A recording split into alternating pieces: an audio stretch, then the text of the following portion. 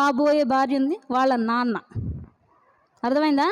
సంసోను యొక్క మావయ్య ఏం చేశాడు? తిని ఇలా వెళ్ళిపోయాడని చెప్పి సంసోను యొక్క స్నేహితుడికి ఇచ్చి పెళ్లి చేశాడు తన కూతుర్ని. ఎవరిని ఇచ్చి పెళ్లి చేశాడు మావయ్య? ఫ్రెండ్కి ఇచ్చి పెళ్లి చేశాడు తన కూతుర్ని. తర్వాత గోధుమ పంట కోతకాలం అంటారు కదా, అప్పుడు సంసోను మరలా వస్తాడు ఇంటికి వచ్చి, మావయ్య మా ఆవిడని చూడాలి, పిలువు అంటాడు. అంతఃపురం బయట నుండి పిలువు మా ఆవిడని పిలువు చూడాలంటే, మీ ఆవిడేంటి? ఆగు, తనకు పెళ్లి చేస్తాను, నీ ఫ్రెండ్ని ఇచ్చి అన్నాడు. ఏంటి, ఏం చేసావు? నా ఫ్రెండ్ని ఇచ్చి పెళ్లి చేస్తావా? అవును, మరి నువ్వు అక్కడి నుంచి వెళ్ళిపోయావు, ఏమైందో ఏమో, ఏం చెప్పలేదు, సరే చేసుకోవేమో అని చెప్పి నీ ఫ్రెండ్కి ఇచ్చేస్తాం పెళ్ళి అన్నారు. ఇంకా సంసోను కోపం వచ్చింది, బాగా కోపం వచ్చి 300 నక్కల్ని తీసుకొచ్చాడు. ఎన్ని నక్కలు?